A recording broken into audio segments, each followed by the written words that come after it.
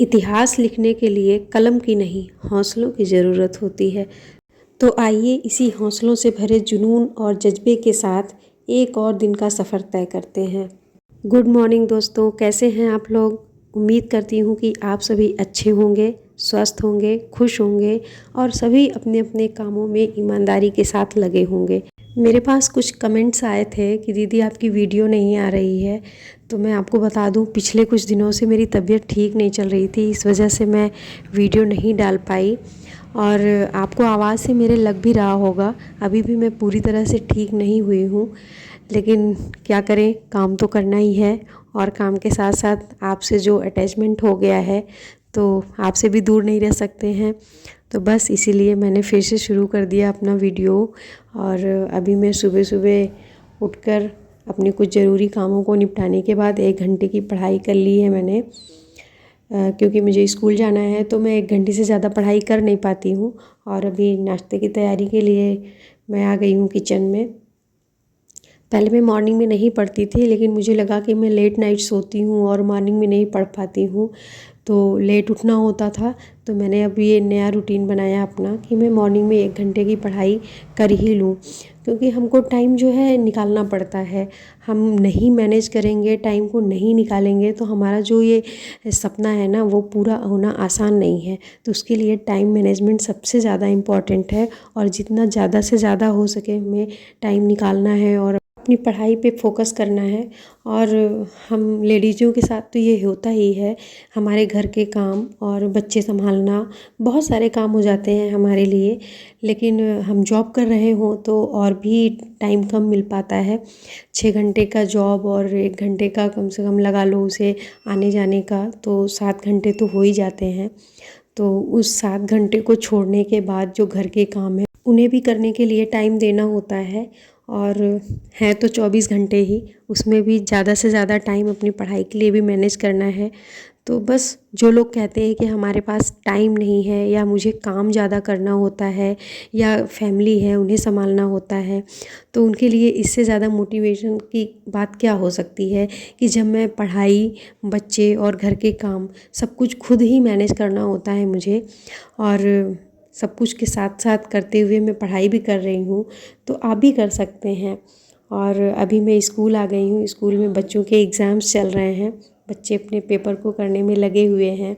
और जिन बच्चों के एग्ज़ाम नहीं हैं आज, तो उनकी पेपर की मैं तैयारी करवा रही हूँ, क्योंकि जो छोटे बच्चे होते हैं उन्हें ध्यान देना होता है, उनको बताना पड़ता है कि कैसे पेपर करना है, आपको क्या करना होगा, कैसे करना होगा, छोटे बच्चों को समझाना पड़ता है। तो बस उन्हीं की तैयारी में मैं लगी हुई हूँ, क्योंकि बारी बारी से सबके एग्ज़ाम्स होंगे, कभी किसी के पेपर होते हैं तो कभी किसी के। तो जिन बच्चों के पेपर नहीं है, मैं उनके पेपर की तैयारी करवाने में लगी हुई हूँ। और मैं उन्हें यही समझा रही हूँ कि क्या कैसे क्वेश्चंस आएंगे, कैसे उन्हें करने हैं, कैसे नोटबुक पे अपने लिखने हैं, बस।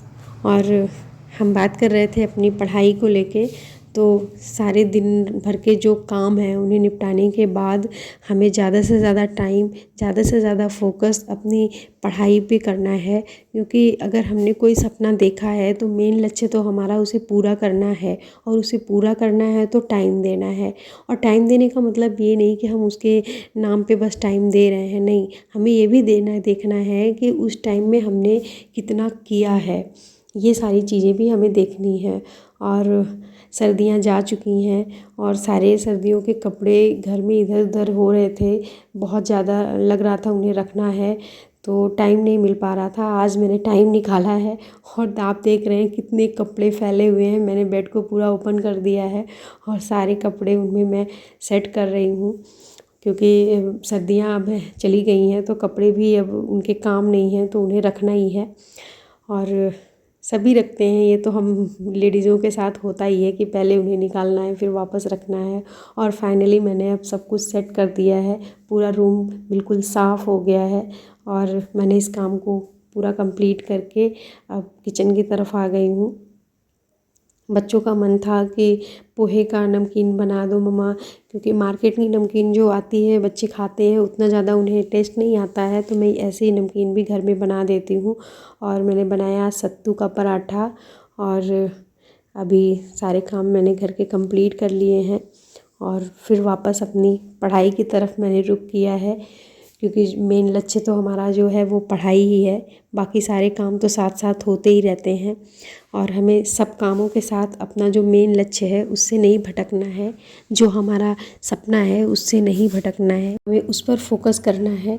क्योंकि ये समय निकल जाएगा तो फिर वापस नहीं आएगा और एग्ज़ाम्स भी ऐसे देखते ही देखते आ जाएंगे और हमें लगेगा फिर काश कि मैंने जो पढ़ाई अब की वही मैं पहले शुरू से ही की होती तो काफ़ी अच्छे एग्ज़ाम्स हो जाते और मैं पास भी कर लेती और मेरा क्लियर हो जाता। तो हम शुरू से टाइम नहीं देते हैं और जब एग्ज़ाम नज़दीक आता है तो और ज़्यादा मेहनत करने लगते हैं। फिर वो सारी चीज़ें दिमाग में ऐसे स्टोर हो जाती हैं कि बिल्कुल समझ ही नहीं आता, हौच-पौच सा हो जाता है, यहाँ का वहाँ, वहाँ का वहाँ। फिर हम कोई मशीन तो है नहीं कि हम कोई कंप्यूटर हैं, सारी चीज़ें अपनी दिमाग में से सेट कर लें। टाइम लगता है, उसे रिवीज़न करना होता है, एक एक चीज़ को अच्छे से याद करना होता है, पढ़ना होता है, समझना होता है, तो उसके लिए टाइम भी देना पड़ता है। तो इसलिए शुरू से ही अगर हम धीरे धीरे रेगुलरिटी बना के रखें और उतनी ही मेहनत हम शुरू से करें तो ज़्यादा बेस्ट होगा कि हम लास्ट टाइम में कम मेहनत करनी पड़ेगी हमें और अच्छा रिज़ल्ट दे पाएंगे हम। तो इसलिए शुरू से ही हमें ज़्यादा से ज़्यादा टाइम देना चाहिए अपनी पढ़ाई को।